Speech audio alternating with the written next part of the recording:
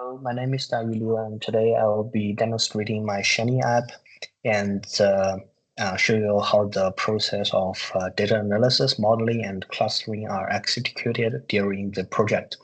So before moving on, I would like to mention real quick that our data set is based on the WHO deaths per cost data set, along with World Bank's population and GDP per capita data set. So in the first step, we would like to do data analysis on our WHO dataset. As you can see that the first tab, we have a bunch of tabs. The first one is a summary of the dataset. As you can see, we have different variables and their minimum, maximum, median, mean, and other important informations. We can also see the number of rows in this data set. Moving on, we would like to print the structure of the data set. As you can see, it will show you how many variables and what kind of characteristics of these variables. So the first three columns we have the country, entity, code, and the year, and the rest of them are the death causes. The third one we have head, so this will print the first six rows by default to show you just like a piece of the data set.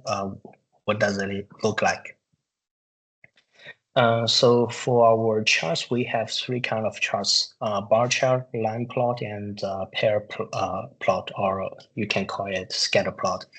So the first one we will basically summarize and group up all the countries and also all the years to get the total deaths per death cause. As you can see that blood pressure, smoking, and air pollution contributes the three most death tolls to this data set. On the other hand, vitamin A deficiency, iron deficiency, and discontinued breastfeeding are rarely happening. Moving on, we have a line plot. So this will show you the deaths per year versus the year. And it will show you the trending, whether it's increasing or decreasing. For example, we can see that for air pollution, the death toll is increasing every year. And we can also switch to other variables to see their trend. Moving on to the pair plot. So this is useful for finding correlation between variables. For example, for some child-related deaths, they are very strongly correlated. So if we would choose, for example, one second, child stunting, and let's find another child support one, child wasting, we can see that it has a very strong and linear correlation.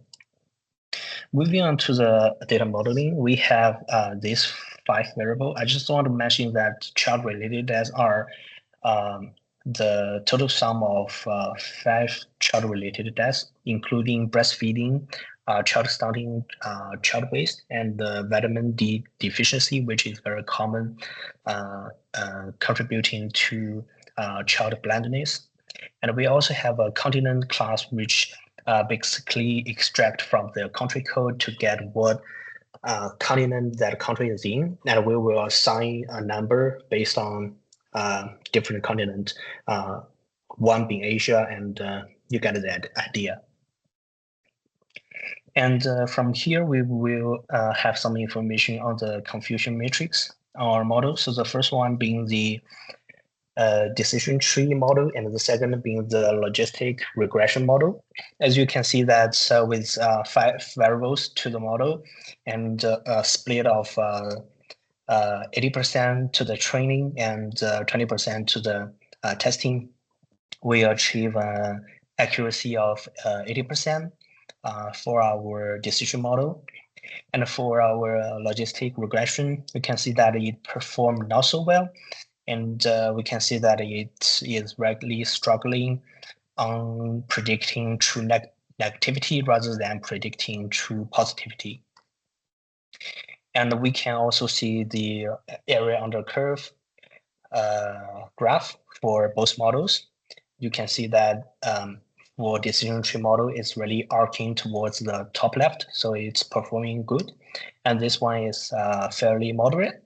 And we can also change our different variables. For example, for a single variable model, only between GDP and death rate, we can see that the accuracy is not as good as with all 4 variables. We can also change the train and test split to see that they are the numbers are changing, and also the graphs are changing with different combinations and etc. Moving on to the next one, clustering. So we would like to first use a elbow graph to find the optimal number of clusters. So the variables are these 4, and from the graph we can see that when k equals to 4, we find an elbow point right here, which means that the 4 clusters are best for our clustering.